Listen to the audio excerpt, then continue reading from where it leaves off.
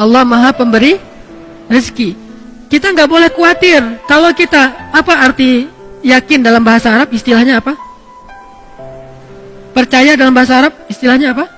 Iman. Iman itu dari bahasa aman, yang artinya nyaman. Tidak ada rasa gundah, tidak ada gangguan, tidak ada zilzal, guncangan, tidak ada raib, keraguan-raguan, aman. Maka orang yang beriman hatinya aman. Orang yang beriman hatinya tentram. Orang yang beriman hatinya nyaman. Kalau kita yakin bahwa Allah Maha Pemberi rezeki, maka kenapa kita merasa takut? Kenapa kita merasa sedih? Kenapa kita merasa khawatir? Kenapa kita merasa gundah? Kenapa kita merasa was-was? Kenapa? Berarti kita tidak benar-benar yakin Allah Sang Pemberi rezeki. Kenapa khawatir? Allah kan yang ngasih rezeki. Kenapa kita harus ngebela-belain banget sesuatu yang Allah benci? Kita ambil sesuatu yang Allah larang demi mendapatkan sesuatu nasi, katanya ikhtiar. Padahal Allah yang memberi rezeki, bukan pekerjaan, bukan seseorang, bukan siapapun, tetapi Allah lah yang memberi rezeki. Sehingga orang yang yakin kepada Allah bahwa Allah itu Maha Pemberi rezeki, dia tidak akan, pikirannya itu nggak akan kemana-mana, nyaman. Tapi ketika dia mulai suuzon sedikit saja, bisa nggak ya saya makan hari ini? Berarti dia sudah suuzon kepada zat Allah Sang Maha Pemberi rezeki. Kalau saya nanti nikah, saya bisa ngasih makan nggak kepada istri dan anak-anak saya? Asa ayyughniyahumullah, kata Allah. Allah yang akan mencukupkan kebutuhan mereka. Yughni bukan cuma cukup, memperkaya mereka. Ngapain lagi khawatir? Yang penting laksanakan perintah Allah. Kalau Allah bilang kerja, ya kerja.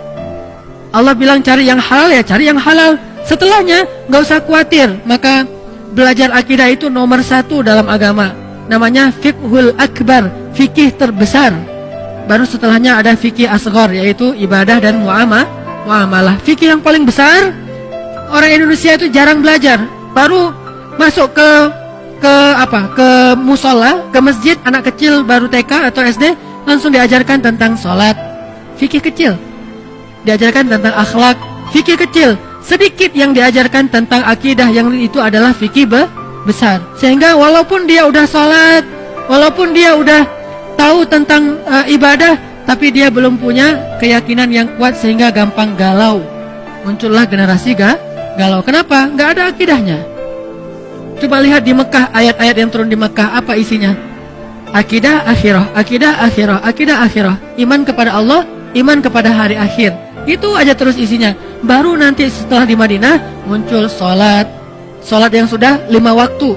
Walaupun dia menjelang hijrah ke Madinah, sholat 5 waktu, kemudian puasa, kemudian zakat, kemudian jihad, kemudian menutup aurat, hijab, kemudian haji, umrah di Madinah. Kalau sholat menjelang Madinah, walaupun sholat itu udah ada sejak awal risalah, tapi dikonsep dalam bentuk 5 waktu menjelang ke Madinah.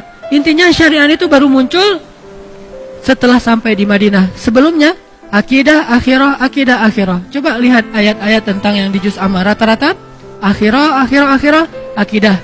Ini menunjukkan bahwa yang harus kita bangun terlebih dahulu adalah jangan suuzon sama Allah. Kalau kita udah nggak suuzon sama Allah, insya Allah kita nggak akan suuzon sama manusia. Kita tidak akan menjelek-jelekkan manusia. Kenapa? Bagaimanapun juga dia adalah ciptaan Allah. Makanya salah satunya yang paling gampang, misalnya Allah Maha Pemberi rezeki. Udah, kenapa ragu? Kenapa kita bilang ini jangan, ini nggak boleh, pekerjaan ini haram, tapi keuntungannya gede? Berarti makin gede dosanya. Udah, tinggalkan saja pekerjaan ini, ambil pekerjaan lain yang halal. Terus saya mau makan apa? Nah, ini nggak yakin sama Allah nih, iftira. Ini suuzon sama Allah. Kalau misalnya dikatakan ini haram Ustaz, haram. Tanya lagi ke Ustaz lain, Ustaz ini halal nggak? Haram. Ustaz ini halal nggak? Haram. Dalilnya jelas. Ya sudah, mulai hari ini juga saya langsung akan resign. Saya akan minta berhenti. Bahkan uang pensiunnya pun saya nggak berani makan. Kalaupun saya ambil, saya kasih ke fakir miskin, tapi saya tidak akan makan. Kenapa? Saya tahulah Allah yang Maha Pemberi rezeki. Falima syak. Lalu kenapa ragu? Kenapa was-was? Kenapa khawatir? Gara-gara kurang yakin kepada Sang Pemberi rezeki. Kan kan enak hidup kalau udah yakin sama Allah Maha Pemberi rezeki. Dan yakin itu yakin yang paling benar. Kalau keyakinan kepada selain Allah, keyakinan yang palsu. Hari ini kita mendapatkan bukti, besok udah nggak ada lagi bukti itu, dia sudah mengecewakan. Tapi kalau yakinnya kepada Allah, Allah Maha benar. Kita sering mendengar itu, shadaqallah.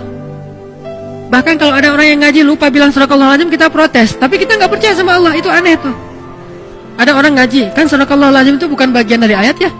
Jadi kalau kita habis ngaji bisa bilang shadaqallahul azim itu dengan keras atau pelan.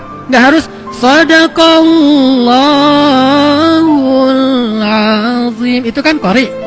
Kan kita nggak harus gitu. Kita bisa baca misalnya wasa'at masira shadaqallahul azim. Bisa. Atau bareng-bareng shadaqallahul azim semuanya kan bisa kan? Namanya juga bukan ayat. Kalau lupa dibaca pun tidak dosa. Tapi karena luar biasa ya kita ya, hebat. Kalau ada yang lupa bilang shadaqallahul azim, Ustaz kok tadi nggak pakai shadaqallahul azim? Tapi giliran dikatakan yang tadi Allah Maha Pemberi rezeki, tinggalkan pekerjaan itu. Terus nanti saya makan apa? Mana shadaqallahul azim? Mana yang dia bilang Allah itu Maha benar? Udah gitu terjemahannya salah lagi kan? Maha benar Allah dengan segala firman-Nya. Padahal apa? Maha benar Allah yang Maha Agung. Oh kok gitu Ustaz? Kan udah berpuluh-puluh tahun sejak zaman Soekarno kita udah Maha benar Allah dengan segala firman-Nya. Itulah orang kita, kalau udah jadi kebiasaan nggak mau lagi diubah. Takut dengan perubahan.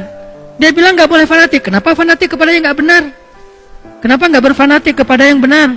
Itu aja udah terjemahannya salah. Dan terus kenapa juga harus kalau ada qori itu terus sari tilawah harus perempuan? Mentang-mentang gara-gara istilahnya sari gitu harus perempuan? Shadaqallahul azim. Udah sebelahnya aku berlindung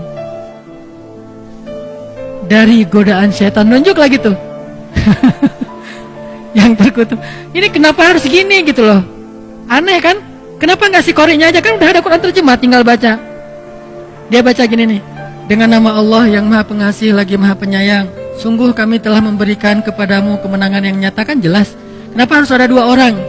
Satu laki-laki, satu perempuan. Bukan muhrim pula. Saya qori waktu kecil, jadi saya sering tampil di televisi. Malam Jumat, sari tilawahnya perempuan. Masih kecil untungnya. Coba kalau udah remaja, sari tilawahnya perempuan, qori'ah, suaranya bagus. Dia aku berlindung apa segala macam. Nanti kalau ayatnya tentang neraka, kayak orang baca puisi kan. Ini karena kebiasaan kita. Makanya kalau kita rajin bilang shadaqallahul azim, kenapa shadaqallahul azim itu nggak masuk ke hati? Kenapa cuma di lisan? Shadaqallahul azim, Maha benar Allah yang Maha Agung. Kenapa enggak? Oh benar tuh, memang benar, ayat itu memang benar. Memang Allah Maha Razzaq, memang Allah Maha Rahman, memang Allah Maha Ghafur, memang Allah Wahhab.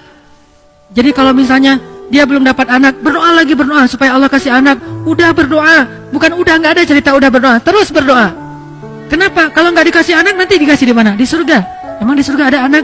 Hadis riwayat Tirmizi, baru aja kemarin saya baca. Kata Nabi, ketika seseorang menginginkan anak di surga, hari itu juga istrinya hamil dan melahirkan tanpa rasa sakit. Hadis riwayat Tirmizi.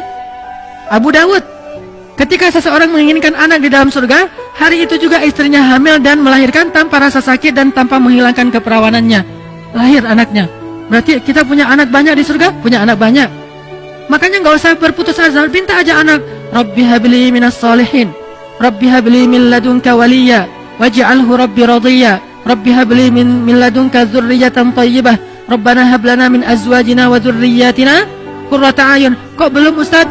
Ala inna nasrallahi qarib, innallaha sami'ud du'a, Rabbi habli minas salihin, Rabbi habli minas salihin. Terus saja minta. Kenapa? Allah kita yakin Sami', Maha mendengar. Dan kita yakin, kata Nabi dalam hadis qudsi, Allah berfirman, aku malu kalau melihat hambaku mengangkat kedua tangannya lalu aku tidak mengabulkan doanya, itu aku malu.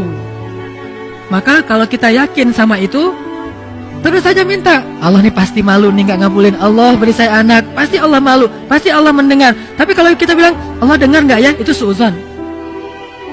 Allah mau ngasih nggak ya, saya khawatir Allah nggak akan ngasih, itu suuzon. Karena Allah sendiri mengatakan, aku ujibu da'watad da'i idza da'ani. Aku pasti mengijabah. Pasti aku akan memberikan apa yang Mereka minta, maka mintalah ke Allah. Kalau kita ragu, Allah ngasih nggak ya? Allah mendengar nggak ya? Berarti kita udah su'udzon terhadap Allah, iftira. Padahal Allah sami'ud du'a. Allah wahhab, maha pemberi. Allah syakur, maha menghargai. Allah razak, maha memberi rezeki. Ini nggak boleh kita ragukan sedikit pun, sampai nanti kita malah bersu'udzon kepada Allah. Mengurangi hak Allah itu nggak boleh.